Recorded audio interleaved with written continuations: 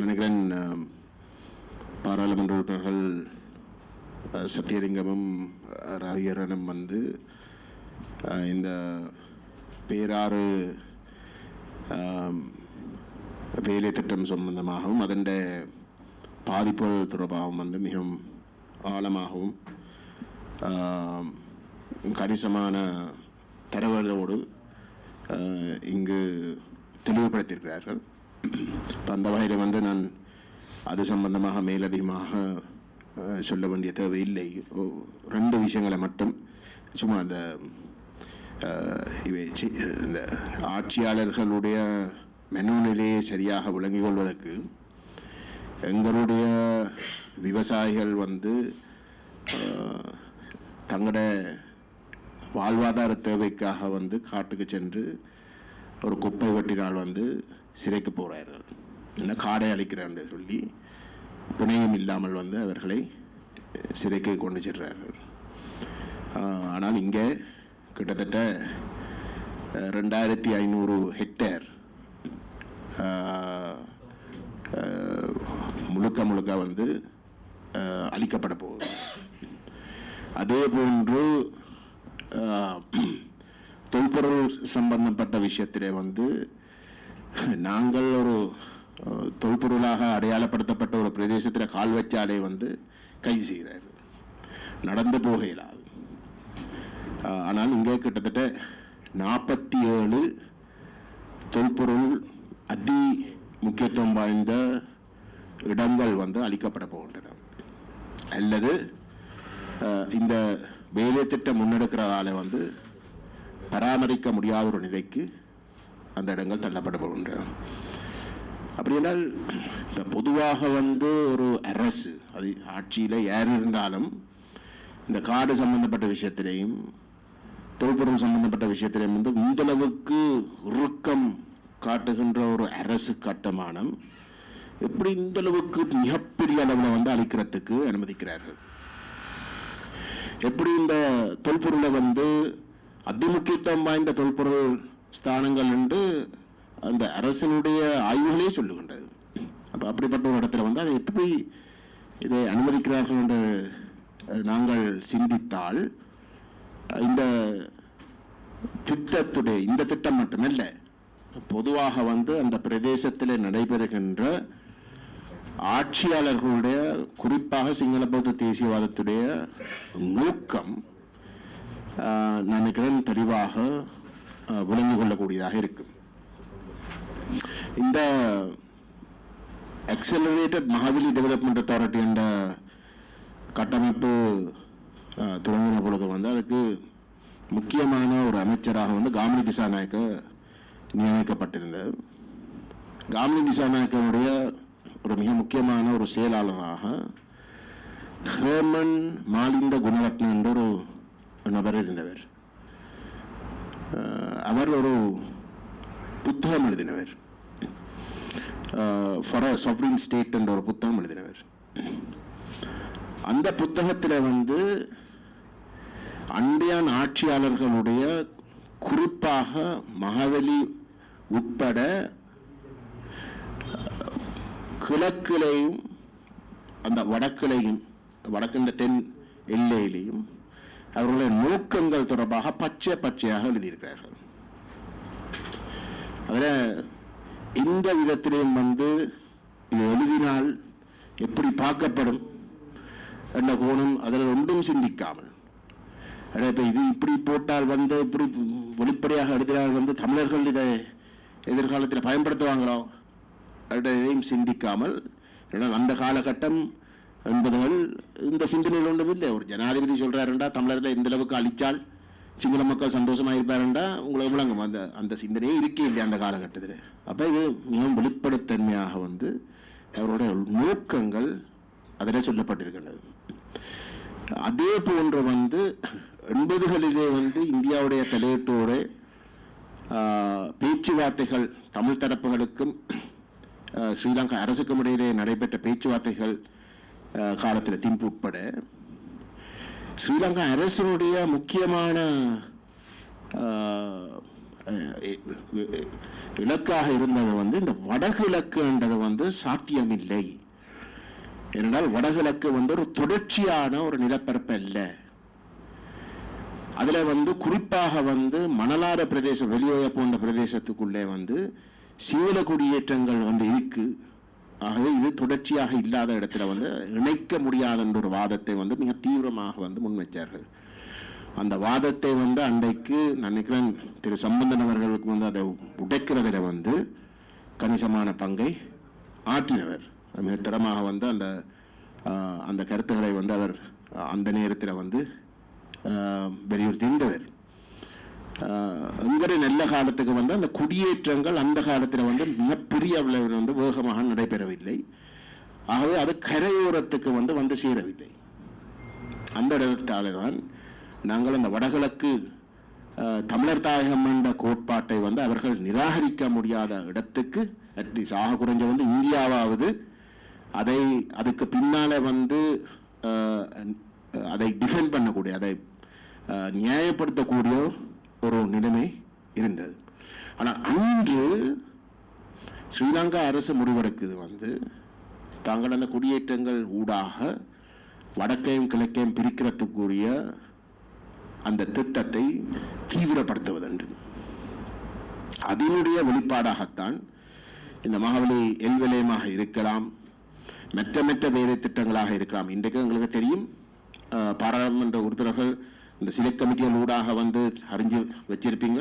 இதுக்கு முதல் குறிப்பாக வந்து 2009க்கு பிறகு வெளிப்படையாக பேசப்படுகின்ற விஷயம் வந்து இலங்கையிலே இருக்கக்கூடிய இந்த மாகாணங்களுடைய எல்லைகள் வந்து மாற்றி அமைக்கப்படுவதாகவும், அனைத்து மாகாணங்களுக்கு வந்து கடலோடு வந்து ஒரு தொடர்பு இருக்க வேணும் என்ற அடிப்படையிலான திட்டங்கள் முன்வைக்கப்பட்டிருக்கின்றது.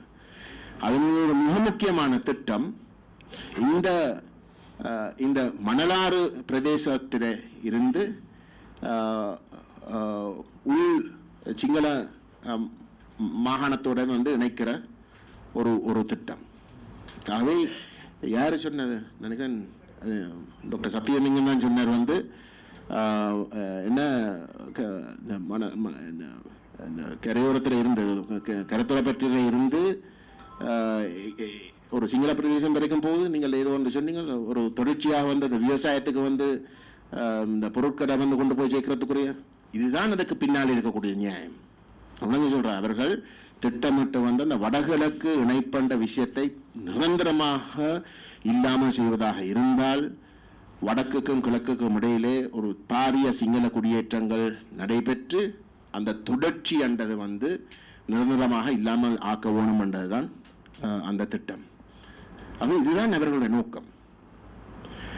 இதை செய்வதற்கு வந்து அவர்களுக்கு இன்றைக்கு இருக்கக்கூடிய நிலையில வந்து அவர்களுக்கு அனைத்து சட்டங்கள்ல இருந்து அரசு வளங்கள்ல இருந்து அனைத்தும் அவர்களோட கையில தான் இருக்கு. நாங்கள் இது தடுக்கிறதாக இருந்தால் எங்களுக்கு இருக்கக்கூடிய ஒரே உண்டு, எங்களுடைய மக்களை திரட்டி வந்து அதை ஏதோ ஒரு வகையில வந்து தடுக்கிறதுக்குரிய ஒரு முயற்சி. சட்ட ரீதியாக வந்து எங்களுக்கு அதை தடுக்கிறதுக்கான எந்த ஒரு அதிகாரமும் கிடையாது. இன்றைக்கு இருக்கக்கூடிய அரசியலமைப்புகளை வந்து நாங்கள் அதை தடுக்கிறதுக்குரிய எந்த ஒரு அதிகாரமும் கிடையாது. அப்ப அரசியல் ரீதியாக நாங்கள் இன்றைக்கு இதை அணுகி இதை தடுக்கிறது மட்டும்தான் எங்களுக்கு இருக்கக்கூடிய ஒரே ஒரு வழி.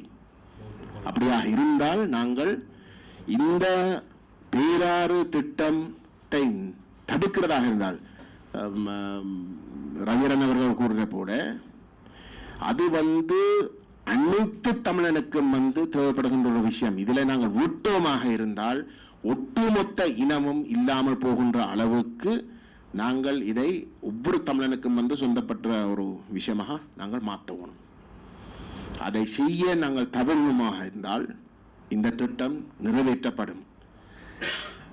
தருணி கெலிகமாண்டு ஒரு ஆய்வாளர், அவர் ஒரு டாக்டரேட் PhD, அவர் வந்து மிக் முவ என்ற ஒரு மேற்கத்திய இன்னொரு டாக்டரேட்டோட வந்து இப்போ இந்த கிமிலோயா திட்டத்தை பற்றி ஒரு கட்டுரை ஒன்று எழுதியிருக்கிறார், ஒரு ஆய்வு உண்டு. அதில் அவர் சுட்டிக்காட்டியிருக்கிறார் வந்து அரசாங்கம் இதை செய்தே ஆகும். இது இந்த அரசாங்கம் மட்டுமில்லை, இதுக்கு முதல் இருந்த அரசாங்கம், இதுக்கு பிறகு இருக்கக்கூடிய அரசாங்கம் இதை செய்தே ஆகும். ஏனென்றால் போர்க்காலத்தில் வந்து இந்த வடக்கு கிழக்கு தொடர்ச்சியை வந்து நிரந்தரமாக இல்லாமல் பண்றதுக்குரிய வேலை திட்டம் நடைபெற்றது. அந்த மணலாறுக்குரிய குடியேற்றங்கள் அதன் அடிப்படையில் தான் நடைபெற்றது. அந்த மக்களுக்கு வந்து வாக்குறுதிகள் வழங்கப்பட்ட சிங்கள மக்கள் உண்மையிலே விரும்பி வர இல்லை என்றால் பயத்தில் வந்து அதை விரும்பி வர இல்லை. எக்கச்சக்கமான வாக்குறுதிகள் வழங்கப்பட்டு அவர்களை வந்து குடியேற்றினர். கூடுதலான பேர் வந்து உண்மையிலே சமூகத்தால் தெற்கிலே இருக்கக்கூடிய சமூகத்தால் வந்து ஏதோ ஒரு வகையில் வந்து பிரச்சனை இருந்தது. அங்கே தெற்கிலே வந்து தங்களுடைய கிராமங்களிலே வந்து அந்த நபர்கள் வந்து ஒரு தவறான போக்கில் இருந்தவர்களாக வந்து அடையாளப்படுத்தப்பட்ட கூடுதலான ஆட்கள் தான் கொண்டு வரப்பட்டது. அப்போ அவைக்கும் வந்து கணிசமான வாக்குறுதிகள் எல்லாம் கொடுத்து அவர்களுடைய வாழ்க்கை முறையை வாழ்வாதாரத்தை தக்க வைக்கிறதுக்குரிய அனைத்து வசதிகளும் ஏற்படுத்தப்பட்டு கொடுக்கப்படும் என்ற வாக்குறுதிகள் கொடுக்கப்பட்டு அது ஒன்றுமே நடக்கவில்லை. இப்போ போர்க்காலத்தில் வந்து அந்த மக்கள் அந்த இடத்தை விட்டு வெளியேறதுக்கு முயற்சிக்கவும் வந்து இராணுவ பலத்தை பயன்படுத்தித்தான் கணிசமானவர்களை வந்து அங்கே தொடர்ந்தும் தடுத்து வச்சவை. ஆனால் போர் முடிஞ்சதுக்கு பிறகு எந்த விதமான அந்த உதவியிலும் அதை எதிர்பார்த்த அளவுக்கு வராத இடத்துல அவர்களுடைய வாழ்க்கையை தக்க வைக்க முடியாததும் சரியான கஷ்டமான ஒரு நிலையிலையும் அவர்கள் வெளியேற தொடங்குகிறார்கள் என்ற ஒரு பயம் இந்த அரசு தரப்புகளுக்கு வந்திருக்கிறதால ராஜபக்சல இருந்து அதுக்கு பிறகு வந்த ஒவ்வொரு தரப்பும், ராஜபக்ச வந்து இந்த திட்டத்தை முதல் வகுத்தவர், அதுக்கு பிறகு வந்து நல்லாட்சி காலத்தில் வந்து அந்த சட்டவிரோதமாகங்கிற மக்களுடைய காணிகளை பறித்து அங்கு குடியேற்றப்பட்ட ஆக்களுக்கு வந்து உத்தியோகபூர்வமான என்ன சொல்ற உறுதிகள் 2017ஆம் ஆண்டு அக்டோபர் 21 நடைபெற்றது.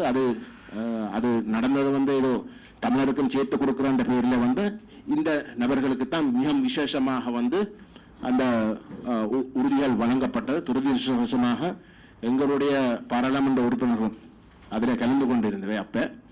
ஆனால் ஏன் அது படிப்படியாக நீங்க பார்த்தீங்கன்னா வந்து அவர்களுடைய வாழ்க்கை அங்கே ஸ்திரப்படுத்துறதுக்கு நிரந்தரமாக்குறதுக்கு வந்து அவர்கள் எடுத்த மிக முக்கியமான திட்டங்கள் இந்த கிமிலோயா தான். அதை இறுதியில வந்து அந்த வசதிகள் அவைக்கு அந்த வாழ்க்கை முறையை தக்க வைக்கிறதுக்குரிய வசதிகள், விவசாயத்துக்குரிய வசதிகளை ஏற்படுத்தி கொடுக்கறதுக்கான திட்டமாகவே இந்த அரசாங்கம் நிச்சயமாக அதை செய்யும் என்ற அடிப்படையில் தான் ஒரு சிங்கள ஆய்வாளர் உண்மையிலே அவர் வந்து தமிழர்களுடைய விவகாரங்களில் வந்து ஒரு கணிசமான ஒரு முற்போக்கு பார்வையை கொண்டவர். ஆனால் அவர் சொல்றேன் வந்து என்பிபி இந்த விஷயத்திலே தான் பிரதானமாக வந்து ஒரு சவாலுக்கு உட்படுத்தப்படும். அவனுடைய முகமூடி வந்து கிழிக்கப்படும். ஏனென்றால் இந்த திட்டம் முற்று முழுதாக ஒரு சிங்களமயப்படுத்துகிற திட்டத்தினுடைய இதயம். அந்த வகையில் வந்து இதிலே அவை பின்வாங்காமல் இருக்கிறது வந்து தமிழ் மக்களுக்கும் இந்த என்பிபிக்கும் இடையிலே ஒரு என்ன சொல்ற ஒரு அந்த இடைவெளியே இல்லாமல் பண்ண முடியாத அளவுக்கு வந்து ஒரு விரிச்சலை வந்து ஏற்படுத்தும். ஆகவே இறுதியாக வந்து நான் சொல்றேன், நாங்கள் இந்த ஒற்றையாட்சி தன்மையிலே இருக்கிற வரைக்கும் வந்து நாங்கள் இதில் இருந்து தப்ப முடியாது. இப்போதைக்கு அவசரமாக நாங்கள் ஏதோ ஒரு வகையிலே இதை தடுக்கிறதாக இருந்தால் தற்காலிகமாவது நாங்கள் போராட்டங்களூடாக ஒட்டுமொத்தமாக ஒரு இனமே குழம்புது, ஒரு இனமே மொபிலைஸ் பண்ணப்படுகின்றது என்ற ஒரு நிலைமை உருவாக்காமல் நாங்கள் தற்காலிகமாக கூட இந்த ப்ரொஜெக்டை தடுக்கிறது கஷ்டம். ஏனென்றால் அந்த அளவு தூரத்துக்கு அவையுடைய அந்த தமிழ் தேச நிலைப்பாட்டை இல்லாமல் செய்கிறதுக்கு இது ஒரு மிக முக்கியமான ஒரு திட்டம். ஆகவே இந்த அளவுக்கு நாங்கள் வேலை செய்யணும் என்றால் நாங்கள் அதுக்கும் கூட ஒரு மிகப்பெரிய அளவில் வந்து நாங்கள் மொபிலைஸ் பண்ண தேவையாக இருக்கின்றது. அதுதான் தற்காலிகமாவது வந்து நாங்கள் தடுக்கக்கூடியதான. இதை நிரந்தரமாக தடுக்கிற என்றால் ஒரு ஒரு ஒற்றையாட்சியை முற்றுமுழுதாக இல்லாமல் பண்ணி தமிழ் தேசம் அங்கீகரிக்கப்படுகின்ற குறிப்பாக தமிழ் தேசத்துடைய இறமையை ஏதோ ஒரு வகையில் வந்து உறுதிப்படுத்துகின்ற ஒரு தீர்வு யோசனைக்கு போகாமல் வந்து நாங்கள் இதை தடுக்கவே முடியாது.